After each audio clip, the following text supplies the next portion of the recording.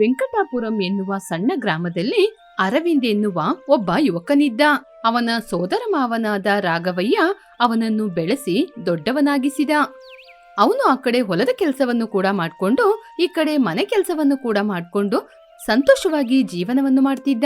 ಈಗಿರುವಾಗ ಒಂದು ದಿನ ಅವನ ಸೋದರ ಮಾವನಾದ ರಾಘವಯ್ಯ ಅವನಿಗೋಸ್ಕರ ಒಂದು ಹುಡುಗಿನ ನೋಡಿದ್ರು. ಅವಳ ಹೆಸರು ಹರಿತ. ಅವಳು ಸ್ವಲ್ಪ ಸೋಂಬೇರಿ. ಅವಳು ಮಹಾ ಸೋಂಬೇರಿ ಅನ್ನುವ ವಿಷಯ ಅವನಿಗೆ ಗೊತ್ತಿಲ್ಲ. ಅಪ್ಪ ಅರವಿಂದು, ಹೇಳಿ ಮಾವಯ್ಯ, ಮಕ್ಕನ ಪಾಲದಲ್ಲಿ ನಿನಗೆ ಒಂದು ಹುಡುಗಿನ ನೋಡಿದ್ದೀನಿ. ಹುಡುಗಿ ಹೆಸರು ಹರಿತ. ಅವಳ ಕುಟುಂಬ ಚೆನ್ನಾಗಿದೆ. ಆ ಹುಡುಗಿ ಕೂಡ ನೋಡ್ಲಿಕ್ಕೆ ತುಂಬಾ ಸುಂದರವಾಗಿದ್ದಾಳೆ. ನೀವ್ ಹೇಳಿದ್ಮೇಲೆ ಎಲ್ಲನೂ ಸರಿಯಾಗೇ ಇರುತ್ತೆ. ಸರಿ, ಹಾಗಾದ್ರೆ ಈ ಭಾನುವಾರನೇ ಹೋಗಿ ನೋಡ್ಕೊಂಬರೋಣ. ಸರಿ ಮಾವಯ್ಯ. ಭಾನುವಾರ ಅವರಿಬ್ಬರು ಮಕ್ಕನ ಪಾಲಕ್ಕೆ ಹೋದ್ರು. ಹರಿತನ ತಂದೆ ತಾಯಿ ತುಂಬಾ ಚೆನ್ನಾಗಿ ಬಂದವರನ್ನು ಮನೆಗೆ ಸ್ವಾಗತ ಮಾಡಿದ್ರು. ಹರಿತ ಸುಂದರವಾಗಿ ರೆಡಿಯಾಗಿ ಬಂದು ಕೂತ್ಕೊಂಡ್ಲು. ಅಮ್ಮ, ನನ್ಗೆ ಕುಡಿಯಕ್ಕೆ ಜ್ಯೂಸ್ ತಗೊಂಬನ್ನಿ. ಅಪ್ಪ, ನನಗೊಂಚೂರು ಫ್ಯಾನ್ ಹಾಕ್ಬೋದಾ? ತಂಗಿ, ಆ ಕರ್ಟನ್ನ ಸ್ವಲ್ಪ ಆ ಕಡೆ ತಳ್ಳು. ಹಾಗೆ ಕೂತ ಜಾಗದಲ್ಲೇ ಎದ್ದೊಳದೆ ಎಲ್ಲರಿಗೂ ಕೆಲಸವನ್ನು ಹೇಳ್ತಾ ಇದ್ಲು. ಅದನ್ನು ನೋಡಿದ ಅರವಿಂದ್ ಅವಳನ್ನು ಎಲ್ಲರೂ ಮನೆಯಲ್ಲಿ ತುಂಬಾ ಪ್ರೀತಿಯಿಂದ ಸಾಕಿದ್ದಾರೆ ಅನ್ಕೊಂಡಿದ್ದ. ಆದರೆ ನಿಜವಾದ ವಿಷಯವನ್ನ ಅವನು ಗ್ರಹಿಸಲೇ ಇಲ್ಲ. ಹುಡುಗಿ ನೋಡಕ್ಕೆ ಬಂದಿದ್ದು ಕೂಡ ಪೂರ್ತಿ ಆಯಿತು. ಏನಪ್ಪಾ, ಹುಡುಗಿ ಇಷ್ಟ ಆಯ್ತಾ? ಇಷ್ಟ ಆಯ್ತು ಮಾವಯ್ಯ. ಹೀಗೆ ಸ್ವಲ್ಪ ದಿನದಲ್ಲೇ ಮದುವೆ ತುಂಬಾ ವೈಭೋಗದಿಂದ ನಡೆದು ಮುಗೀತು. ಹರಿತ ಗಂಡನ ಮನೆಗೆ ಕಾಲಿಟ್ಲು. ಚೆನ್ನಾಗಿ ನಿದ್ರೆ ಮಾಡ್ತಾ ಇರುವ ಹರಿತನ ಬಳಿ ಬಂದು ಅರವಿಂದ್ ಈ ರೀತಿ ಹೇಳಿದ. ಹರಿತ, ನನಗೆ ಕೆಲ್ಸಕ್ಕೆ ಸಮಯ ಆಯ್ತು. ಟಿಫಿನ್ ಕೊಡ್ತೀಯಾ? ಇಲ್ ನೋಡಿ, ನಂಗೆ ತುಂಬಾನೇ ನಿದ್ರೆ ಬರ್ತಾ ಇದೆ. ಇವತ್ತೊಂದಿನ ನೀವು ಹೊರಗಡೆ ಹೋಗಿ ಊಟ ಮಾಡಿ. ಸರಿ ಸರಿ, ಟೀ ಆದ್ರೂ ಮಾಡ್ಕೊಡು. ಟೀ ಮಾಡ್ಬೇಕಂದ್ರೆ ಹಾಲ್ ಬಿಸಿ ಮಾಡ್ಬೇಕು. ನಂಗೆ ಉದಾಸೀನ ಆಗುತ್ತೆ. ಇನ್ನು ಏನ್ ಮಾಡೋದು ಅಂತ ಅರವಿಂದೇ ಹೋಗಿ ಟೀಯನ್ನು ಮಾಡಿಕೊಂಡ. ಹೀಗೆ ದಿನಗಳು ಕಳೀತಾ ಇತ್ತು. ಹೊಲದಲ್ಲಿ ಕೆಲಸ ಮಾಡೋದು ಅರವಿಂದು, ಮನೆಯಲ್ಲಿ ಅಡಿಗೆ ಕೆಲಸ ಮಾಡೋದು ಅರವಿಂದು, ಪಾತ್ರೆ ತೊಳೆಯೋದು ಅರವಿಂದೇ, ಬಟ್ಟೆ ಒಗೆಯೋದು ಕೂಡ ಅರವಿಂದೇ, ಹಸುಗಳಿಗೆ ಹುಲ್ಲನ್ನು ಹಾಕುವುದು ಅರವಿಂದು. ಆದ್ರೆ ಹರಿತ ಮಾತ್ರ ಮಲಗಿದಲ್ಲೇ ಮಲ್ಕೊಂಡು ಸೋಂಬೇರಿಯಾಗಿ ಮೊಬೈಲ್ ನೋಡ್ತಿದ್ಲು. ಮದ್ವೆ ಆಗಕ್ಕೆ ಮುಂಚೆನೆ ಜೀವನ ತುಂಬಾನೇ ಚೆನ್ನಾಗಿತ್ತು. ಮದ್ವೆ ಆದ್ಮೇಲೆ ಹಾಳಾಗೋಯ್ತು. ನಮ್ಮ ಮಾವಯ್ಯ ಮಾಡಿದ ಘನಕಾರ್ಯ ಒಂದಲ್ಲ ಒಂದಿನ ಬರ್ತಾರಲ್ವಾ, ಆವಾಗ ನೋಡ್ಕೋತೀನಿ. ಹಾಗೆ ಅಂತ ಮನ್ಸಲ್ಲಿ ಆಲೋಚನೆ ಮಾಡ್ಕೊಂಡು ಮನೆ ಕೆಲಸ ಮಾಡ್ಕೊಂಡು ಹೋಗ್ತಾ ಇದ್ದ. ಹರಿತಾ, ನೀನು ಮನೆಯಲ್ಲಿ ಒಂದು ಕೆಲಸ ಕೂಡ ಮಾಡದೆ ಹೇಗೆ ಇದೀಯಾ?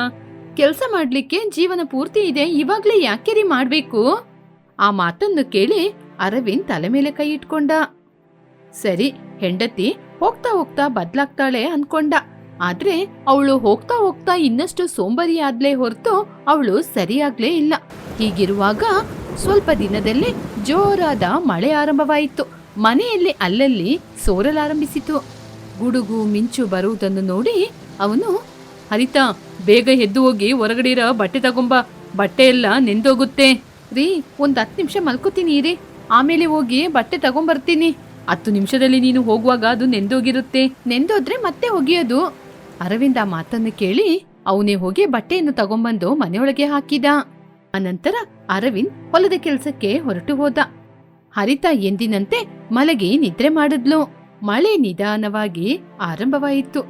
ಹರಿತನಿಗೆ ಬಿಸಿ ಬಿಸಿ ಬಜ್ಜಿ ತಿನ್ಬೇಕು ಅನ್ಸ್ತು. ಅಯ್ಯೋ, ಬಿಸಿ ಬಿಸಿ ಬಜ್ಜಿ ತಿನ್ಬೇಕು ಅನ್ಸುತ್ತೆ. ಆದ್ರೆ ಕಿಚನ್ ತನಕ ನಡ್ಕೊಂಡು ಹೋಗ್ಬೇಕಂದ್ರೆ ಅಯ್ಯೋ ಬೇಡ, ಮಲ್ಕೋತೀನಿ ಹಾಗೆಂತ ಮತ್ತೆ ಪುನಃ ಮಲಗಿ ನಿದ್ರೆ ಮಾಡಿದ್ಲು. ಮಧ್ಯಾಹ್ನ ಸಮಯವಾಯಿತು. ಊಟಕ್ಕೆ ಅಂತ ಅರವಿಂದ್ ಮನೆಗೆ ಬಂದ. ಹರಿತಾ, ಅಡಿಗೆ ಮಾಡ್ದ? ಇಲ್ಲ ರೀ. ಯಾಕೆ ಮಾಡಿಲ್ಲ? ನನಗೆ ಹಸಿವಾಗಲ್ವಾ? ಮಳೆ ಬಂತಲ್ವಾ, ಅದಕ್ಕೆ ಹಾಗೆ ಮಲ್ಕೊಂಡೆ. ನಿಮಗೆ ಹಸಿವಾದ್ರೆ ಹೋಗಿ ಅಡಿಗೆ ಮಾಡ್ಕೊಳ್ಳಿ ಹಾಗೆಂತ ಹೇಳಿದಾಗ ಅವನು ಏನು ಮಾತನಾಡದೆ ಅಡಿಗೆಯನ್ನು ಮಾಡಲು ಆರಂಭಿಸಿದ. ಇಬ್ರು ಕೂತ್ಕೊಂಡು ಊಟ ಮಾಡಿದ್ರು. ಹೀಗೆ ದಿನಗಳು ಕಳೀತಾ ಇತ್ತು. ದಿನದಿಂದ ದಿನಕ್ಕೆ ಅವಳ ಸೋಂಬೇರಿತನ ಅಧಿಕವಾಯಿತೇ ಹೊರತು ಕಡಿಮೆ ಆಗ್ಲಿಲ್ಲ. ಒಂದು ದಿನ ಸಂಜೆ, ಹರಿತಾ, ಮನೆ ಮುಂದೆ ಇರುವ ಚರಂಡಿ ಮುಚ್ಕೊಂಡೋಗ್ತಾ ಇದೆ. ನೀರ್ ತುಂಬಿದ್ರೆ ಮನೆಯೊಳಗೆ ಬರುತ್ತೆ. ಬಾ, ಹೋಗಿ ಸ್ವಲ್ಪ ಕ್ಲೀನ್ ಮಾಡೋಣ. ಅದು ತುಂಬಿದ್ರೆ ತುಂಬ್ಲಿ, ನೀವು ಸುಮ್ನಿರಿ. ನನ್ನಿಂದೆಲ್ಲ ಕ್ಲೀನ್ ಮಾಡಕ್ಕೆ ಬರಕ್ಕಾಗಲ್ಲ. ಸಂಜೆ ಆಗುಷ್ಟರಲ್ಲಿ ಮಳೆ ಇನ್ನಷ್ಟು ಜೋರಾಯಿತು. ಅರವಿಂದ್ ಹೊಲದ ಕೆಲಸವನ್ನು ಮುಗಿಸಿಕೊಂಡು ಮನೆಗೆ ಬಂದ. ಗಂಡ ಹೆಂಡತಿ ಇಬ್ಬರು ಊಟ ಮಾಡಿ ನಿದ್ರೆಗೆ ಜಾರಿದ್ರು. ಆದ್ರೆ ಹೊರಗಡೆ ಮಾತ್ರ ಜೋರಾದ ಮಳೆ ಬೀಳ್ತಾನೆ ಇತ್ತು.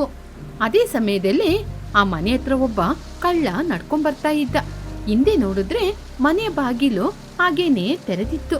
ಇದೇ ಸರಿಯಾದ ಸಮಯ ಯಾರೂ ಇಲ್ಲ ಅನ್ಕೊಂಡು ಅವನ್ ನಿಧಾನವಾಗಿ ಒಳಗೆ ಹೋದ. ನಿಧಾನವಾಗಿ ಮನೆಯೊಳಗೆ ಹೋದ. ಗಾಡ್ರೇಜ್ ಅಲ್ಲಿದ್ದ ಹಣ ಚಿನ್ನವನ್ನೆಲ್ಲ ತೆಗೆದ. ಅದೇ ಸರಿಯಾದ ಸಮಯಕ್ಕೆ ಕಿಟಕಿಯಿಂದ ಮಳೆ ನೀರು ಮನೆಯ ಒಳಗೆ ಬರ್ತಾ ಇದ್ದದ್ದನ್ನು ಗಮನಿಸಿ ಅರವಿಂದ್ ನಿಧಾನವಾಗಿ ಎದ್ದ. ಹರಿತಾ, ಈ ಕಿಟಕಿನ ಕೂಡ ನೀನು ಕ್ಲೋಸ್ ಮಾಡಿಲ್ವಾ? ಹಾಗೆ ಅಂತ ಎದ್ದು ಮಾತಾಡ್ತಿರುವಾಗ ಏನೋ ಮನೆಯೊಳಗೆ ಶಬ್ದ ಆಗ್ತಿತ್ತು. ಕಳ್ಳ ಕಳ್ಳ ಹಾಗೆ ಬೊಬ್ಬೆ ಹಾಕುವಾಗ ಅಕ್ಕಪಕ್ಕದ ಜನರೆಲ್ಲ ಓಡಿ ಬಂದ್ರು. ಶಬ್ದ ಕೇಳಿ ಅಕ್ಕಪಕ್ಕದ ಜನರೆಲ್ಲ ಬಂದು ನೋಡುವಾಗ ಅಷ್ಟರಲ್ಲಿ ಕಳ್ಳ ಅಲ್ಲಿಂದ ಹೊರಟೆ ಹೋಗಿದ್ದ. ರೀ, ಕಳ್ಳ ಹೇಗ್ರಿ ಮನೆಯೊಳಗೆ ಬಂದ? ನೀನು ಹಿಂದೆ ಬಾಗ್ಲ ಹಾಕಿಲ್ವಾ? ಉದಾಸೀನ ಆಯ್ತು ಅಂತ ಹಾಕಿಲ್ಲ ರೀ. ಹಾಗೆ ಅಂತ ಹೇಳಿ ಹರಿತಾ ಅಳಲಾರಂಭಿಸಿದ್ಲು. ನಡೆದಿದೇನೋ ನಡೆದೋಯ್ತು, ಇನ್ ಮುಂದೆ ಈ ರೀತಿ ಇರ್ಬೇಡ. ಆ ಸಂಘಟನೆ ಹರಿತನ ನಿಧಾನವಾಗಿ ಬದಲಾಯಿಸಿತು. ಅವಾಗಿನಿಂದ ಹರಿತ ನಿದ್ರೆ ಮಾಡುವುದಕ್ಕೆ ಮುಂಚಿತವಾಗಿ ಮನೆಯ ಬಾಗಿಲು ಕಿಟಕಿಗಳು ಸರಿಯಾಗಿ ಮುಚ್ಚಿದ್ಯಾ ಅಂತ ನೋಡಿ ಬಂದು ಮಲಗ್ತಾ ಇದ್ಲು. ಹೀಗೆ ಒಂದು ದಿನ ಮಳೆ ಇನ್ನಷ್ಟು ಅಧಿಕವಾಯಿತು. ಅಧಿಕವಾದ ಮಳೆ ಗಾಳಿಯಿಂದ ಗ್ರಾಮವೆಲ್ಲ ಗಡಗಡ ನಡುತ್ತಾ ಇತ್ತು. ಅರ್ಧರಾತ್ರಿ ಸಮಯದಲ್ಲಿ ಅರವಿಂದ್ ಎದ್ದು ನಿಧಾನವಾಗಿ ಹೊರಗಡೆ ಹೋಗಿ ನೋಡಿದ. ಹೊರಗೆ ಇರುವ ಚರಂಡಿ ಸಂಪೂರ್ಣವಾಗಿ ಮುಚ್ಚಿ ನೀರು ನಿಧಾನವಾಗಿ ಒಳಗೆ ಬರ್ತಿತ್ತು. ಅವನು ವೇಗವಾಗಿ ಹರಿತನ ಬಳಿ ಬಂದು, ಹರಿತಾ ಬೇಗ ಬಾ, ಚರಂಡಿ ಮುಚ್ಚಿ ಹೋಗ್ತಿದೆ. ರೀ, ನನಗೆ ಭಯ ಆಗ್ತಾ ಇದೆ, ನೀವೇ ನೋಡ್ಕೊಳ್ಳಿ. ನಾನೊಬ್ನೇ ಹೇಗೆ ಮಾಡಲು ಸಾಧ್ಯ? ಅಯ್ಯೋ, ನೀವು ಕಿರ್ಚ್ಬೇಡ್ರಿ. ಅರವಿಂದ್ ಒಬ್ಬನೇ ಒದ್ದಾಡ್ತಾ ಇದ್ದ. ಆದ್ರೂ ಕೂಡ ಮಳೆ ಇನ್ನಷ್ಟು ಜೋರಾಗಿ ಆರಂಭವಾಯಿತು. ಬೆಳಿಗ್ಗೆ ಆಗುವಷ್ಟರಲ್ಲಿ ಮನೆಯೊಳಗೆಲ್ಲ ನೀರು ತುಂಬ್ತಾ ಇತ್ತು. ಹರಿತಾ ಮಲಗಿರುವ ಮಂಚ ತನಕ ನೀರು ಬಂತು. ಅರವಿಂದ್ ಒಂದು ಮೂಲೆಯಲ್ಲಿರುವ ಒಂದು ಕುರ್ಚಿ ಮೇಲೆ ಕೂತಿದ್ದ. ನಿಧಾನವಾಗಿ ಹರಿತಾ ಎದ್ದು, ಅಯ್ಯೋ, ಇದೆಲ್ಲ ಹೇಗೆ ರೀ ನಡೀತು? ಇದಕ್ಕೆಲ್ಲ ನೀನೇ ಕಾರಣ. ನನ್ನಿಂದನಾ? ಚರಂಡಿನ ಕ್ಲೀನ್ ಮಾಡೋಣ ಅಂದ್ರೆ ಬರ್ಲಿಲ್ಲ, ಇವಾಗ ನೋಡು. ಆ ಮಾತನ್ನು ಕೇಳಿದಾಗ ಹರಿತನಿಗೆ ಆ ಮಾತು ಚುಚ್ಚಿದಂತಾಯಿತು. ಮನೆಯ ಮುಂದೆ ಕೂತ್ಕೊಂಡು ಹರಿತಾ ಅಳ್ತಾ ಇದ್ಲು. ಪಕ್ಕದ ಮನೆ ಶಾರದಾ ಆ ಸಮಯಕ್ಕೆ ಬಂದು, ಏನೇ ಆಯ್ತು ಹರಿತಾ? ನನ್ನಿಂದನೇ ಮನೆಗೆ ಇಷ್ಟು ದೊಡ್ಡ ನಷ್ಟವಾಗಿದ್ದು. ತಪ್ಪು ನಾ ತಿಳ್ಕೊಳ್ಳೋದು ಕೂಡ ಒಳ್ಳೆ ಗುಣನೇ. ಇನ್ ಮುಂದೆಯಿಂದಾದ್ರೂ ನೀನು ಸರಿಯಾಗಿರು. ಶಾರದನ ಮಾತು ಹರಿತನ ಮನಸ್ಸಲ್ಲಿ ಆಳವಾಗಿ ಇಳಿಯಲಾರಂಭಿಸಿತು. ಆ ದಿನದಿಂದ ಹರಿತಾ ಪೂರ್ತಿಯಾಗಿ ಬದಲಾಗಬೇಕು ಎನ್ನುವ ತೀರ್ಮಾನ ಮಾಡಿದ್ಲು. ಬೆಳಿಗ್ಗೆ ಬೇಗ ಎದ್ದೇಳಲು ಪ್ರಯತ್ನ ಪಟ್ಟು ಅಡಿಗೆ ಮಾಡಲಾರಂಭಿಸಿದ್ಲು. ಹೊಲದಲ್ಲಿ ತನ್ನ ಗಂಡನಿಗೆ ಕೂಡ ನಿಧಾನವಾಗಿ ಸಹಾಯ ಮಾಡಲಾರಂಭಿಸಿದ್ಲು. ಹರಿತಾ, ಇದು ನೀನೇನಾ? ನನಗೇನೋ ಹೊಸ ಹರಿತ ರೀತಿ ಅನ್ಸುತ್ತೆ. ಹೌದು ರೀ, ಇನ್ ಮುಂದೆ ಹೊಸ ಹರಿತಾನೆ. ನಿನ್ನೊಳಗಾದ ಈ ಬದಲಾವಣೆ ನನಗೆ ತುಂಬಾ ಸಂತೋಷ ಕೊಡ್ತಾ ಇದೆ. ಸರಿ ಬನ್ನಿ, ನಾವು ಮಣ್ಣು ತಗೊಂಬರೋಣ. ಹಾಗೆ ಅಂತ ಹೇಳಿ ಗಂಡನನ್ನು ಕರೆದುಕೊಂಡು ಮಣ್ಣನ್ನು ತರಲು ಹೋದ್ರು. ಮಣ್ಣನ್ನು ತೆಗೆದುಕೊಂಡು ಗಂಡ ಹೆಂಡತಿ ಇಬ್ಬರು ಮನೆಗೆ ಹೊರಟು ಹೋದ್ರು. ಆ ನಂತರ ಗೋಣಿ ಚೀಲದಲ್ಲಿ ಮಣ್ಣನ್ನು ತುಂಬಿಸಿಕೊಂಡು ಮನೆಗೆ ಬಂದ್ರು. ಮನೆಯ ಬಾಗಿಲಲ್ಲೇ ಇಟ್ಟಿದ್ರು. ಹೀಗೆ ಕೆಲವು ದಿನಗಳು ಕಳೆಯಿತು. ಮತ್ತೆ ಪುನಃ ಮಳೆ ಬರಲು ಆರಂಭವಾಯಿತು. ಆವಾಗ ಹರಿತಾ ಬೇಗನೆ ತಡ ಮಾಡದೆ ಹೋಗಿ ಚರಂಡಿಯನ್ನು ಕ್ಲೀನ್ ಮಾಡಿದ್ಲು. ಮಳೆ ಬರ್ತಾನೆ ಇತ್ತು. ಆದ್ರೂ ಅವಳು ಅವಳ ಗಂಡನ ಸಹಾಯದಿಂದ ಪುನಃ ಹೋಗಿ ಅವರಿಬ್ಬರು ಚರಂಡಿಯನ್ನು ಶುದ್ಧ ಮಾಡಿದ್ರು. ನೀರು ಎಲ್ಲಿಯೂ ನಿಲ್ಲದಂತೆ ಹರಿದು ಹೋಗ್ತಾ ಇತ್ತು. ಆನಂತರ ಗಂಡ ಹೆಂಡತಿ ಇಬ್ಬರು ಮನೆಯೊಳಗೆ ಬಂದ್ರು. ಬಾಗಿಲಿಗೆ ಅಡ್ಡವಾಗಿ ಮರಳು ಮೂಟೆಯನ್ನಿಟ್ಲು. ಅದನ್ನು ನೋಡಿದ ಅವಳ ಗಂಡ, ಹರಿತಾ, ಈ ಚೀಲವನ್ನು ಇಲ್ಲಿ ಯಾಕಿಡ್ತಿದೀಯಾ?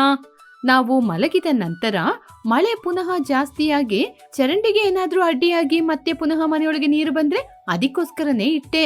ಆ ಮಾತನ್ನು ಕೇಳಿ ಅರವಿಂದ್ ತುಂಬಾ ಸಂತೋಷಪಟ್ಟ. ಇಬ್ಬರು ನೆಮ್ಮದಿಯಾಗಿ ಮಲಗಿ ನಿದ್ರೆ ಮಾಡಿದ್ರು. ಮರುದಿನ ಬೆಳಿಗ್ಗೆ ಎದ್ದು ನೋಡಿದಾಗ ಅವರಿಗೆ ಯಾವ ನಷ್ಟವೂ ಆಗಲಿಲ್ಲ.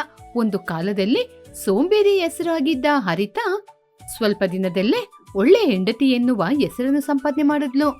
ಸೋಮಾರಿತನ ನಮ್ಮ ಜೀವನವನ್ನು ಹಿಂದಕ್ಕೆ ಎಳೆಯುತ್ತೆ, ಆದ್ರೆ ನಮ್ಮ ಜವಾಬ್ದಾರಿ ನಮ್ಮನ್ನು ಮುಂದೆ ತಗೊಂಡೋಗುತ್ತೆ ಅಂತ ಹರಿತಾ ಅರ್ಥ ಮಾಡ್ಕೊಂಡ್ಲು. ಆನಂತರ ಸಂತೋಷವಾಗಿ ಜೀವನ ಮಾಡಿದ್ಲು. ಅತ್ತೆ, ಇವತ್ತು ರಾಣಿಯ ಹುಟ್ಟುಹಬ್ಬ ಅಲ್ವಾ? ಏನ್ ಅಡಿಗೆ ಮಾಡೋಣ? ರಾಣಿಗೆ ಇಷ್ಟವಾದ ಪಾಯಸ ಪುಳಿಯೋಗರೆ ಮಾಡೋಣ? ಹೌದು ಕಣೆ, ನಾನು ಕೂಡ ಅದೇ ಆಲೋಚನೆ ಮಾಡಿದೆ. ಅದು ಮಾಡಿದ್ರೆ ಅವಳಿಗೂ ಕೂಡ ತುಂಬಾ ಇಷ್ಟ ಆಗುತ್ತೆ. ಹಾಗೇನೆ ರಘು ಮಾವ ಕೆಲ್ಸಕ್ಕೋಗಿ ಸುಸ್ತಾಗಿ ಬರ್ತಾರೆ. ಇವತ್ತೊಂದಿನ ಒಳ್ಳೆ ಅಡಿಗೆ ಮಾಡ್ಕೊಡೋಣ. ಸರಿ ಅತ್ತೆ, ನಾನು ಹೋಗಿ ಅಡಿಗೆ ಕೆಲ್ಸನ ಮಾಡ್ತೀನಿ. ಸರಿ ಕಣಮ್ಮ, ನಾನು ನಿನ್ಗೆ ಸಹಾಯ ಮಾಡ್ತೀನಿ. ಹೌದು, ನನ್ ಮಗಳು ರಾಣಿ ಎಲ್ಲೋ ಕಾಣ್ತಾ ಇಲ್ವಲ್ಲ, ಎಲ್ಲಿಗೋದ್ಲು? ರಾಣಿ ದೇವಸ್ಥಾನಕ್ಕೆ ಹೋಗಿದಾಳತ್ತೆ. ಓಹೋ, ಹೌದಾ, ಸರಿ ಆಯ್ತು ಬಾ ಅಮ್ಮ, ನಾವು ಅಡಿಗೆ ಮಾಡೋಣ. ಹಾಗೆ ಅಂತ ಇಬ್ಬರು ಅಡಿಗೆ ಮಾಡ್ಲಿಕ್ಕೆ ಅಂತ ಅಡುಗೆ ಮನೆಗೆ ಬಂದ್ರು. ದೇವಸ್ಥಾನಕ್ಕೆ ಹೋದ ರಾಣಿ ಮನೆಗೆ ಬಂದ್ಲು. ಅಮ್ಮ, ಏನಮ್ಮ, ಈ ಊರಿಡೀ ನಮ್ಮ ಮನೆಯ ಅಡುಗೆ ವಾಸನೆಯೇ ಹಬ್ಬಿದೆ. ಅದು ಇವತ್ತು ನಿನ್ ಹುಟ್ಟು ಹಬ್ಬ ಅಲ್ವಮ್ಮ, ಅದಕ್ಕೇನೆ ವಿಧ ವಿಧವಾದ ಅಡಿಗೆ ಮಾಡಿದೀವಿ. ಹಾಗೆ ಅಂತ ಮಾತಾಡ್ತಾ ಇರುವಾಗ ಅವಾಗ್ಲೇ ಪಕ್ಕದೂರಲ್ಲಿ ಗುಮಸ್ತನಾಗಿ ಕೆಲಸ ಮಾಡುವ ಶಿವಮ್ಮನ ಮಗ ರವಿ ಆಯಾಸವಾಗಿ ಮನೆಗೆ ಬಂದ. ಅಪ್ಪ ರಘು, ತುಂಬಾ ಆಯಾಸವಾಗಿ ಬಂದಿರುವ ಹಾಗಿದೆ, ನಿನಗೋಸ್ಕರ ಸೊಸೆ ಬಿಸಿ ಬಿಸಿ ಬಿಸಿನೀರಿಟ್ಟಿದ್ದಾಳೆ, ನೀನೋಗಿ ಸ್ನಾನ ಮಾಡ್ಕೊಂಬಾ. ಹೌದು, ಹೇಳಲಿಕ್ಕೆ ಮರ್ತೋಯ್ತು, ಇವತ್ತು ನಿನ್ ತಂಗಿ ರಾಣಿಗೆ ಹುಟ್ಟಿದ ಹಬ್ಬ, ಅವಳಿಗೆ ಶುಭಾಶಯ ಹೇಳ್ದ. ಸರಿ ಹೋಗು, ಹೋಗಿ ಶುಭಾಶಯ ಹೇಳು.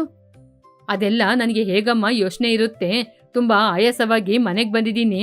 ಮನೆಗ್ ಬಂದ್ರೆ ನಿಂದು ಯಾವಾಗ್ಲೂ ಒಂದೇ ಗೋಳು, ಸುಮ್ನೆ ನನಗೆ ಊಟ ಮಾಡಿ ನಿದ್ರೆ ಮಾಡ್ಬೇಕು. ಹಾಗೆ ಹೇಳಿ ಕೋಪದಿಂದ ತನ್ನ ತಂಗಿಯಾದ ರಾಣಿಯ ಬಳಿ ಹೋದ.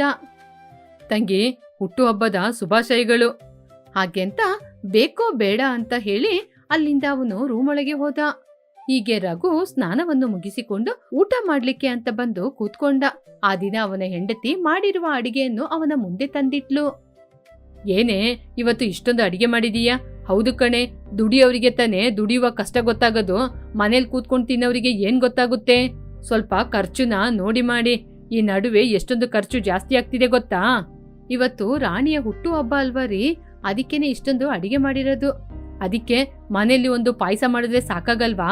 ಇಷ್ಟೊಂದು ಹಣ ಖರ್ಚು ಮಾಡಿ ಇಷ್ಟೆಲ್ಲ ಆಡಂಬರ ಮಾಡ್ಬೇಕಾಗಿತ್ತಾ? ಹೀಗೆ ಕೋಪದಿಂದ ಬೈಕೊಂಡೆ ಊಟ ಮಾಡಿ ಆಯಾಸವಾಗಿ ಹೋಗಿ ಮಲಗಿಕೊಂಡ. ಹೀಗೆ ಸ್ವಲ್ಪ ಸಮಯದಲ್ಲೇ ಶಿವಮ್ಮನ ಗಂಡ ರಾಮಯ್ಯ ಮನೆಗೆ ಬಂದ. ರಾಣಿ ಅವನ ಬಳಿ ಹೋದ್ಲು. ಅಪ್ಪ, ಇವತ್ ನನ್ನ ಹುಟ್ಟಿದ ಹಬ್ಬ, ನಿಮಗೆ ಯೋಚನೆ ಇದೆಯಾ? ಯಾಕಮ್ಮ ಯೋಚನೆ ಇರಲ್ಲ, ಬಾಮ, ಬಂದು ನನ್ನ ಹತ್ರ ಆಶೀರ್ವಾದ ತಗೋ. ಹಾಗೆ ಹೇಳಿದಾಗ ರಾಣಿ ತಂದೆಯ ಕಾಲಿಗೆ ಬಿದ್ದು ನಮಸ್ಕಾರ ಮಾಡಿದ್ಲು. ದೀರ್ಘಾಯುಷ್ಮಾನ್ ಭವ. ಹೀಗೇನೆ ನೀನು ಮುಂದಕ್ಕೆ ಎಷ್ಟೋ ಹುಟ್ಟುಹಬ್ಬವನ್ನು ಆಚರಿಸ್ಬೇಕು. ತುಂಬಾ ಸಂತೋಷಪ್ಪ. ಸರಿ, ನನಗೆ ಏನು ತಂದಿಲ್ವಾ? ಪ್ರತಿ ವರ್ಷ ನನ್ನ ಹುಟ್ಟುಹಬ್ಬಕ್ಕೆ ನೀವು ಏನಾದ್ರೂ ಒಂದು ಕೊಡ್ತಾ ಇರ್ತೀರಲ್ವಾ? ಅಯ್ಯೋ ಮಗಳೇ, ಈ ಸಲ ನಿನ್ನ ಹುಟ್ಟುಹಬ್ಬಕ್ಕೆ ನಾನು ಏನೂ ತಗೊಂಬಂದಿಲ್ಲಮ್ಮ. ಮುಂದೆ ನಮ್ಮ ಸಂಬಂಧಿಕರ ಮದುವೆಗಳು ತುಂಬಾ ಇದೆ ಅಲ್ವಾ, ಅದಕ್ಕೆ ಕೂಡ ಹಣ ಬೇಕಾಗುತ್ತೆ. ಅದಕ್ಕೆ ಈ ವರ್ಷ ಏನೂ ತರಲಿಲ್ಲ. ನೀನು ಮನೆಯಲ್ಲೇ ತಾನೇ ಇರ್ತೀಯಾ, ನಿನಗೆ ಯಾಕಮ್ಮ ಹೊಸ ಬಟ್ಟೆ? ಹಾಗೆ ಅಂತ ಹೇಳಿದಾಗ ರಾಣಿ ಬೇಜಾರ್ ಮಾಡ್ಕೊಂಡು ಏನು ಮಾತನಾಡದೆ ಮೌನವಾಗಿ ಮನೆಯೊಳಗೆ ಹೋದ್ಲು. ಏನೇ ಶಿವಮ್ಮ, ಮನೆಯೊಳಗೆ ಏನ್ ಮಾಡ್ತಾ ಇದ್ದೀಯಾ? ಬರ್ತಾ ಇದ್ದೀನಿ. ಹಾಗೆ ಅಂತ ಶಿವಮ್ಮ ಹೊರಗಡೆ ಬಂದ್ಲು. ಸರಿ ರೀ, ಬಂದ್ರ ಹೋಗಿ ಕೈಕಾಲ್ ಮುಖ ತೊಳ್ಕೊಂಬನ್ನಿ, ಊಟ ಕೊಡ್ತೀನಿ. ಹಾಗೆ ಅಂತ ಹೇಳಿ ಊಟವನ್ನು ಗಂಡನಿಗೆ ಬಡಿಸಿದ್ಲು. ನಾಳೆ ಹೊಲದಲ್ಲಿ ನನಗೆ ತುಂಬಾನೇ ಕೆಲ್ಸಗಳಿದೆ, ನನ್ನ ಬೇಗ ಎಬ್ಬಿಸ್ತೀಯಾ? ನಾನು ಹೊಲಕ್ಕೆ ಬೇಗ ಹೋಗ್ಬೇಕು. ಸರಿ ರೀ, ನೀವು ಹೋಗಿ ಮಲ್ಕೊಳ್ಳಿ, ಎಬ್ಬಿಸ್ತೀನಿ. ಹಾಗೆ ಅಂತ ಹೇಳಿದ್ಲು ಶಿವಮ್ಮ. ಹೀಗೆ ರಾತ್ರಿ ಆಯ್ತು. ಅಷ್ಟು ಬೇಗ ಬೆಳಿಗ್ಗೆ ಆಯ್ತಾ? ಸರಿ ಬನ್ನಿ, ಹೊಲಕ್ಕೆ ಹೋಗಿ ಕೆಲಸ ಮಾಡೋಣ. ಹಾಗೆ ಹೇಳಿ ರಾಮಯ್ಯ ಹೊಲಕ್ಕೆ ಕೆಲಸಕ್ಕೆ ಹೋದ್ರು. ರಾಮಯ್ಯನ ಹಿಂದೆ ಅವರಿಗೆ ಊಟವನ್ನು ತೆಗೆದುಕೊಂಡು ಹೆಂಡತಿ ಹಾಗೂ ಸೊಸೆನೂ ಹಿಂದೆ ಹೋದ್ರು. ಅವರ ಹಿಂದೆನೆ ರಾಣಿ ಕೂಡ ಹೋಗ್ತಾ ಇದ್ಲು. ಹೀಗೆ ಮೂವರು ಹೊಲದಲ್ಲಿ ಕೆಲಸ ಮಾಡ್ಲಿಕ್ಕೆ ಅಂತ ಶಿವಯ್ಯನ ಹಿಂದೆನೆ ಹೋದ್ರು. ಇಲ್ಲಿ ನೋಡೆ, ಈ ಕೆಲಸ ಮಾಡಿದ್ದು ಸಾಕು, ಹೊಲದ ಮೇಲಿರುವ ಆ ಹುಲ್ಲುಗಳನ್ನೆಲ್ಲ ತೆಗೀರಿ. ಹಾಗೆಂತ ಹೇಳಿದಾಗ ಅವರಿಬ್ಬರು ಕೂಡ ಹೊಲದ ಮೇಲೆ ಇರುವ ಕಳೆಯನ್ನು ತೆಗಿತಾ ಇದ್ರು. ಶಿವಯ್ಯ ಕೂಡ ಹೊಲವನ್ನು ಉಳ್ತಾ ಇದ್ರು. ಹೀಗೆ ಸ್ವಲ್ಪ ಸಮಯದಲ್ಲೇ ಶಿವಮ್ಮ, ಆ ಕಳೆಗಳನ್ನೆಲ್ಲ ತೆಗ್ದಿದ್ದು ಸಾಕು, ಇಲ್ಲಿ ಹೊಲದಲ್ಲಿ ಕೆಲಸ ಇದೆ, ಬಾ. ಹಾಗೆ ಅಂತ ಹೇಳಿದಾಗ, ದೇವಿ, ಮಾವ ಕರೀತಿದ್ದರೆ ಬಾಮ್ಮ. ಗಂಡ ಕರೆದಾಗ ಸೊಸೆಯನ್ನು ಕರೆದುಕೊಂಡು ಹೊಲದಲ್ಲಿ ಕೆಲಸ ಮಾಡುವ ಗಂಡನ ಜೊತೆ ಹೋದ್ರು ಶಿವಮ್ಮ. ಸೂರ್ಯ ಉದಯವಾಗಿದ್ದ ಸಮಯದಿಂದ ನಾನು ಹೊಲದಲ್ಲಿ ಕೆಲಸ ಮಾಡ್ತಾ ಇದ್ದೀನಿ. ಇವಾಗ ನನಗೆ ತುಂಬಾನೇ ಆಯಾಸವಾಗಿದೆ, ನಾನು ಸ್ವಲ್ಪ ಹೊತ್ತು ಕೂತ್ಕೋತೀನಿ. ನೀನು ಈ ಹಸುಗಳನ್ನ ಆ ಕಡೆ ಕಟ್ಬಿಟ್ಟು ಸ್ವಲ್ಪ ಅವುಗಳಿಗೆ ಹುಲ್ಲಾಕ್ತೀಯಾ? ಮಾವಯ್ಯ, ಆ ಹೊಲದತ್ರ ನಾವು ಊಟ ತಂದು ಬ್ಯಾಗಲ್ಲಿ ಇಟ್ಟಿದ್ದೀವಿ, ನೀವು ಹೋಗಿ ಊಟ ಮಾಡಿ ವಿಶ್ರಾಂತಿ ತಗೊಳ್ಳಿ. ನಾವಿಬ್ರು ಹೋಗಿ ಆ ಹಸುಗಳಿಂದ ಹೊಲವನ್ನು ಉಳ್ತಾ ಇರ್ತೀವಿ. ಏನು, ನೀವು ಹೊಲವನ್ನು ಉಳ್ತೀರಾ? ಅದು ಎಷ್ಟು ದೊಡ್ಡ ಕಷ್ಟದ ಕೆಲಸ ಅಂತ ಗೊತ್ತಾ? ಸರಿ, ನೀವೇ ಮಾಡ್ತೀನಿ ಅಂತ ಹೇಳಿದಾಗ ನಾನು ಯಾಕೆ ಬೇಡ ಅಂತೀನಿ. ಹಾಗೆ ಅಂತ ಹೇಳಿ ಆ ಮರದ ಕೆಳಗೆ ಹೋಗಿ ಕೂತ್ಕೊಂಡು ಊಟ ಮಾಡಿ ವಿಶ್ರಾಂತಿಯನ್ನು ತಗೊಳ್ತಾ ಇದ್ರು. ಈ ಕಡೆ ಅತ್ತೆ ಸೊಸೆ ಇಬ್ರು ಹೊಲವನ್ನು ಹೂಳ್ಬೇಕು ಅಂತ ಹೂಳ್ತಾ ಇದ್ರು. ಅತ್ತೆ ಸೊಸೆ ಹೊಲವನ್ನು ಹೂಳ್ತಾ ಇರೋದನ್ನ ನೋಡಿ ಶಿವಯ್ಯ ಮರದ ಕೆಳಗೆ ಮಲಗಿಕೊಂಡು ವಿಶ್ರಾಂತಿಯನ್ನು ತಗೊಳ್ತಾ ಇದ್ರು. ಸಂಜೆ ಸಮಯಕ್ಕೆ ಹೊಲವೆಲ್ಲ ಹೂಳಿದ ನಂತರ ಸ್ವಲ್ಪ ಸಮಯದಲ್ಲಿ ಶಿವಮ್ಮ ಅವರ ಗಂಡನ ಬಳಿ ಬಂದು, ಈ ಹೊಲ ಎಲ್ಲ ಹೂಳಿ ಆಯ್ತು, ಎದ್ದೇಳಿ ಇವಾಗ ಮನೆಗೆ ಹೋಗೋಣ ಹಾಗೆ ಅಂತ ಹೇಳಿ ಎಲ್ಲರೂ ಹೊರಟು ಹೋದ್ರು. ಮನೆಗೆ ಬಂದ ತಕ್ಷಣ ದೇವಿ ಒಲೆಯನ್ನು ಕಸಿ ಎಲ್ಲರಿಗೂ ಬಿಸಿನೀರನ್ನು ಇಟ್ಲು. ಇದರಲ್ಲಿ ರಘು ಕೂಡ ಮನೆಗೆ ಬಂದ. ಏನ್ರಿ, ನೀವು ಹೋಗಿ ಸ್ನಾನ ಮಾಡ್ಕೊಂಬಂದ್ರೆ ನಾನು ಅತ್ತೆನೂ ನಿಮ್ಗೆ ಅಡಿಗೆನ ಮಾಡಿ ಇಡ್ತೀವಿ. ನೀವು ಮೊದ್ಲು ಅಡಿಗೆ ಮಾಡುವ ಕೆಲಸ ನೋಡಿ, ಹೊಟ್ಟೆಯಲ್ಲಿ ಹಸಿವಲ್ಲಿ ಹುಳಗಳು ತಾಳ ಆಗ್ತಾ ಇದೆ ಹಾಗೆ ಅಂತ ಹೇಳಿದಾಗ ಅತ್ತೆ ಸೊಸೆ ಇಬ್ರು ಅಡಿಗೆ ಮಾಡಲಾರಂಭಿಸಿದ್ರು. ಹೀಗೆ ಭೋಜನ ಕಾರ್ಯಕ್ರಮವನ್ನು ಮುಗಿಸಿ ಎಲ್ಲರೂ ನಿದ್ರೆಗೆ ಜಾರಿದ್ರು. ಮರುದಿನ ಬೆಳಗ್ಗಿನ ಜಾವ, ದೇವಿ ದೇವಿ ಅಡಿಗೆ ಆಯ್ತಾ? ಆಯ್ತು ರೀ, ಒಂದು 10 ನಿಮಿಷ. ಯಾಕೇನೆ ನನ್ಗೆ ಸುಮ್ನೆ ಸಿಟ್ಟು ಬರೆಸ್ತೀಯಾ? ಇನ್ನು ಅಡಿಗೆನ ಎಷ್ಟೊತ್ತು ಅಂತ ಮಾಡ್ತೀಯಾ? ನಾನು ಅಪ್ಪ ಹೊಲಕ್ಕೆ ಕೆಲ್ಸಕ್ಕೆ ಹೊರಟೋದ್ಮೇಲೆ ನೀವು 3 ಜನ ಮನೇಲಿ ಊಟ ಮಾಡ್ಕೊಂಡು ಚೆನ್ನಾಗಿ ಮಲಗಿ ನಿದ್ರೆ ಮಾಡತ್ತಾನೆ. ಅದಲ್ಲ ರೀ, ಬೆಳಿಗ್ಗೆ ಎದ್ದೇಳುವಾಗ ರಾಣಿಗೆ ತುಂಬಾನೇ ಶೀತ ಕೆಮ್ಮಾಗಿತ್ತು, ಅದಕ್ಕೇನೆ ಅವಳಿಗೋಸ್ಕರ ಕಷಾಯ ಮಾಡಿದ್ದು. ಇದು ಒಂದ್ 10 ನಿಮಿಷ ರೀ. ಪ್ರತಿದಿನ ಏನಾದ್ರೂ ಒಂದ್ ಕಾರಣ ಹೇಳದೆ ಹೊರಗಡೆ ಹೋಗಿ ಕೆಲ್ಸ ಮಾಡಿ ಬನ್ನಿ. ಹೌದು, ನೀವು ಮನೇಲಿ 3 ಜನ ಯಾವ ಕೆಲ್ಸ ಮಾಡ್ತೀರಾ? ನೀನಿವಾಗ ಕಷಾಯ ಮಾಡ್ದೆ ನಮ್ಮಮ್ಮ ಸುಮ್ನೆ ತಾನೇ ಇದ್ದಾರೆ. ಹೀಗೆ ಜೋರಾಗಿ ಹೇಳಿದಾಗ ಶಿವಮ್ಮ ರಾಮಯ್ಯ ಹೊರಗಡೆ ಬಂದ್ರು. ಏನ್ ಮಾತಾಡ್ಬಾರ್ದು ಅಂತ ನಾವು ನೋಡಿದ್ರೆ ನೀನು ಮಾತು ಮಿತಿ ಮೀರಿ ಹೋಗ್ತಾ ಇದೆಯಲ್ವಾ? ನಾವು ಬೆಳಿಗ್ಗೆ ಎದ್ದ ಸಮಯದಿಂದ ರಾತ್ರಿ ಚಂದ್ರ ಬಂದು ಮುಳುಗುವ ತನಕನೇ ನಾವು ಎಷ್ಟು ಕಷ್ಟಪಟ್ಟು ಕೆಲಸ ಮಾಡ್ತಿದೀವಿ. ಬೆಳಿಗ್ಗೆ ಬೇಗ ಎದ್ದೇಳ್ಬೇಕು ಅಂತ ರಾತ್ರಿ ಕಷ್ಟಪಟ್ಟು ನಿದ್ರೆ ಮಾಡೋದು, ಅದನ್ನ ಬಿಟ್ರೆ ಬೆಳಿಗ್ಗೆ ನೀರು ಕುಡಿಯೋದು, ಮಧ್ಯಾಹ್ನ ಊಟ ಮಾಡೋದು, ಈ ಸಮಯ ಬಿಟ್ರೆ ನಮಗೆ ಎಲ್ಲಾದ್ರೂ ವಿಶ್ರಾಂತಿ ಇದೆಯಾ? ಇಲ್ಲದಿದ್ರೆ ಮನೆಯಲ್ಲಿ ನೀರ್ ಕುಡಿಯಕ್ಕೆ ಊಟ ಮಾಡ್ಲಿಕ್ಕೆ ಕೂಡ ನಮಗೆ ಸಮಯನೇ ಇರಲ್ಲ. ನೀನು ಇಷ್ಟು ದೂರ ಕೇಳ್ದೆ ಅಂತ ನಾನು ಹೇಳಿದ್ದು. ಒಮ್ಮೆ ನಮ್ ಕೆಲ್ಸ ಮಾಡಿ ನೋಡು, ಗೊತ್ತಾಗುತ್ತೆ. ಇದನ್ನ ಬಿಟ್ರೆ ನಿಮಗೆ ಏನಮ್ಮ ಕೆಲ್ಸ ಇದೆ? ನಾಳೆ ಬೆಳಿಗ್ಗೆನೆ ನೀವೆಲ್ಲರೂ ಹೊಲಕ್ಕೆ ಹೋಗಿ, ನನ್ ಮನೇಲಿದ್ದು ಕೆಲ್ಸ ಮಾಡ್ತಾ ಇರ್ತೀನಿ. ಮನೆ ಕೆಲ್ಸನ ನಾನು ಅಪ್ಪ ಮಾಡಿ ತೋರಿಸ್ತೀವಿ. ಲೇ ರಘು, ಮಾತು ಕೊಡ್ಲಿಕ್ಕೆ ಮುಂಚೆ ಯೋಚನೆ ಮಾಡಿ ನೋಡು. ಏನಾದ್ರೂ ತೊಂದ್ರೆ ಆದ್ರೆ ನಮ್ ಜೀವನ ನಾಯಿಯ ಹಾಗೆ ಆಗ್ಬಿಡುತ್ತೆ ಕಣೋ. ಅಪ್ಪ, ಯಾಕೆ ನೀವು ಭಯಪಡ್ತಾ ಇದ್ದೀರಾ? ಹೆಂಗಸ್ರು ಇವ್ರು ಮಾಡೋ ಕೆಲ್ಸನ ನಮ್ಮಿಂದ ಮಾಡಕ್ಕಾಗಲ್ಲ ಅಂತನಾ? ಹಗ್ಲಿಡೀ ಬಿಸ್ಲಲ್ಲಿ ಇದ್ರು ಗಟ್ಟಿ ಮುಟ್ಟಾದ ಮೈಯಪ್ಪ ಇದು. ಅಮ್ಮ, ನಾಳೆ ಮನೇಲಿ ನೀವು ಯಾವ ಕೆಲ್ಸನೂ ಮಾಡೋದ್ ಬೇಡ, ನಾನು ಅಪ್ಪ ಮಾಡಿ ತೋರಿಸ್ತೀವಿ, ಆಮೇಲೆ ಮಾತಾಡ್ತೀವಿ ಹಾಗೆ ಅಂತ ರಘು ಹೇಳಿದ ಅಂತ ಬೆಳಿಗ್ಗೆ ಎಚ್ಚರಿಕೆ ಆದ್ರೂ ಕೂಡ ದೇವಿ ರಾಣಿ ಶಿವಮ್ಮ ಹೇಳದೆ ಹಾಗೆ ಮಲ್ಕೊಂಡಿದ್ರು. ರಘು ಕೊಟ್ಟ ಮಾತನ್ನು ಉಳಿಸಿಕೊಳ್ಬೇಕು ಅಂತ ತನ್ನ ತಂದೆಯನ್ನು ಎಬ್ಸಿ ಅವರಿಬ್ಬರು ಸೇರಿ ಬೆಳಿಗ್ಗೆ ಅಂಗಳ ಗುಡಿಸೋದು, ರಂಗೋಲಿ ಹಾಕೋದು, ಪಾತ್ರೆ ತೊಳೆಯೋದು, ಬಟ್ಟೆ ಒಗೆಯೋದು ಅಂತ ಅಡಿಗೆ ಮಾಡೋದು ಅಂತ ಎಲ್ಲರೂ ಸೇರಿ ಕೆಲಸವನ್ನು ಮಾಡಲಾರಂಭಿಸಿದ್ರು. ಅದೇ ಸಮಯಕ್ಕೆ ದೇವಿ, ಶಿವಮ್ಮ, ರಾಣಿ ಮೂವರು ಬಳಿ ಬಂದ್ರು. ಏನ್ರಿ, ಇವತ್ತು ಏನ್ ಟಿಫಿನ್ ಮಾಡಿದ್ರಿ? ಇವತ್ ಯಾಕೋ ನನಗೆ ರೊಟ್ಟಿ ತಿನ್ಬೇಕು ಅನ್ಸುತ್ತೆ, ನಿಮ್ಮಿಂದ ಮಾಡಿ ಕೊಡಕ್ಕಾಗುತ್ತಾ? ಇನ್ನು ಬೇರೆ ಕೆಲ್ಸನೇ ಆಗಿಲ್ಲ, ಅಷ್ಟು ಬೇಗ ತಿನ್ನದೇನೋ? ಏನೋ, ಯಾವತ್ತು ನೀವು ಕೇಳುವ ಮಾತು ತಾನೆ ಇವತ್ತು ನಾವು ಕೇಳಿದ್ದು. ಸರಿಯಮ್ಮ, ಹಾಗೇನೆ ಮಾಡ್ಕೊಡ್ತೀನಿ. ಸರಿಯಮ್ಮ, ಯಾಕೆ ಕೋಪ ಮಾಡ್ಕೋತೀರಾ? ಮಾಡ್ಕೊಡ್ತೀವಿ. ಹೀಗೆ ಒಂದು ಕೆಲಸ ಆದ್ಮೇಲೆ ಇನ್ನೊಂದು ಕೆಲಸ, ಮತ್ತೊಂದು ಕೆಲಸ ಅಂತ ಮಾಡಿ ಮಾಡಿ ಸಂಜೆ ಆಗುವಾಗ ತಂದೆ ಮಗನಿಗೆ ಆಯಾಸವಾಗಿತ್ತು. ಶಿವಮ್ಮ, ಪ್ರತಿದಿನ ನೀವು ಮನೆ ಕೆಲಸ ಮಾಡುವಾಗ ಇದೆಲ್ಲ ಒಂದು ಸಾಧಾರಣವಾದ ಕೆಲಸ, ನಮ್ಮ ಕೆಲಸಕ್ಕಿಂತ ಇವ್ರ ಕೆಲಸ ಕಷ್ಟನ ಇವರಿಂದ ಮಾಡಲು ಸಾಧ್ಯವಾಗ್ತಾ ಇಲ್ಲ ಅಂತ ನಾವು ಆಲೋಚನೆ ಮಾಡ್ತಾ ಇದ್ದೋ. ಆದ್ರೆ ಇವಾಗ ನಿಮ್ಮ ಕೆಲಸನ ನಾವು ಮಾಡಿದ್ಮೇಲೇನೆ ನಿಮ್ಮ ಕೆಲಸದಲ್ಲಿರುವ ಕಷ್ಟ ಏನು, ಅದರ ಹಿಂದೆ ಎಷ್ಟೊಂದು ಕಷ್ಟಪಡ್ಬೇಕು ಅಂತ ನಮಗೆ ಗೊತ್ತಾಯ್ತು. ಹೌದಮ್ಮ, ನಾವು ಇವತ್ತು ಮನೆ ಕೆಲಸ ಮಾಡಿದ್ದು ಮಾತ್ರನೇ, ಆದ್ರೆ ನೀವು ಮನೆ ಕೆಲಸನೂ ಮಾಡ್ತೀರಾ, ನಮ್ಮ ಜೊತೆ ಬಂದು ಹೊಲದಲ್ಲೂ ಕೆಲಸ ಮಾಡ್ತೀರಾ. ಆದ್ರೂ ನಾವು ನಿಮ್ನ ಏನೆಲ್ಲ ಹೇಳ್ತೀವಿ? ನಿಜವಾಗ್ಲೂ ನೀವು ಹೆಂಗಸರು ತುಂಬಾ ಗ್ರೇಟ್ ಅಮ್ಮ. ಹೆಂಗಸರಿಗೆ ನನ್ನ ದೊಡ್ಡ ನಮಸ್ಕಾರಗಳು. ನೀವು ಮಾಡುವ ಕೆಲಸವನ್ನು ನಮಗೆ ಹೋಲಿಸ್ಕೊಂಡ್ರೆ ನಮ್ಮ ಕೆಲಸ ಸಣ್ಣ ಕೆಲಸ. ನೀವು ಎಷ್ಟೇ ಕಷ್ಟಪಟ್ಟು ಮಾಡಿದ್ರು ನಮಗೆ ಅರ್ಥ ಆಗಲ್ಲ. ಇನ್ ಮುಂದೆ ನಿಮ್ಮ ಕೆಲಸದಲ್ಲಿ ನಮ್ಮ ಸಹಾಯ ಕೂಡ ಇರುತ್ತೆ. ಅಯ್ಯೋ, ನೀವು ನಮ್ನ ಹೊಗಳದಿದ್ರು ಪರವಾಗಿಲ್ಲ, ನಮ್ನ ಕೇವಲವಾಗಿ ಮಾತ್ರ ನೋಡದಿದ್ರೆ ಸಾಕು. ಹೊಲದಲ್ಲಿ ನಿಮ್ ಜೊತೆ ಮಾತಾಡ್ಲಿಕ್ಕೆ ನಿಮ್ಮ ಸ್ನೇಹಿತರು ತುಂಬಾ ಜನ ಇರ್ತಾರೆ, ಆದ್ರೆ ಮನೆಯಲ್ಲಿ ನಾವು ಕೆಲಸ ಮಾಡುವಾಗ ನಮ್ ಜೊತೆ ಮಾತ್ ಕೊಡಕ್ಕೆ ಯಾರಿರ್ತಾರೆ? ಆದ್ರೆ ನಮಗೆ ಅಂತ ಇರೋದು ನೀವೇ ತಾನೇ. ಆದ್ರೂ ನೀವು ನಮ್ ಮಾತ್ ಕೇಳಿದ್ರೆ ನಮ್ನ ಕೇವಲವಾಗಿ ನೋಡಿದ್ರೆ ನಾವು ಸುಮ್ನೆ ಇರ್ತೀವಾ? ನೀವು ನಮಗೆ ಸಹಾಯ ಮಾಡ್ಬೇಕು ಅಂತ ನಾವು ಹೇಳ್ತಾ ಇಲ್ಲ, ಆದ್ರೂ ನಮಗೆ ಸ್ವಲ್ಪ ಪ್ರೀತಿ, ಒಳ್ಳೆ ಮಾತು ಮಾತಾಡಿದ್ರೆ ಸಾಕು. ಕ್ಷಮಿಸಿ ಅಮ್ಮ, ಇನ್ ಮುಂದೆ ನೀವು ಅಂದುಕೊಂಡ ಹಾಗೆ ನಾವಿರ್ತೀವಿ ಹಾಗೆ ಅಂತ ರಘು ಹೇಳ್ದ. ಅಂದಿನಿಂದ ರಾಮಯ್ಯ ಆಗ್ಲಿ ರಘು ಆಗ್ಲಿ ಮನೆಯಲ್ಲಿರುವ ಹೆಂಗಸರನ್ನು ಕೇವಲವಾಗಿ ಮಾತಾಡದೆ ಪ್ರೀತಿಯಿಂದ ಮಾತನಾಡಿಸಿ ನೋಡ್ಕೊಳ್ತಾ ಇದ್ರು.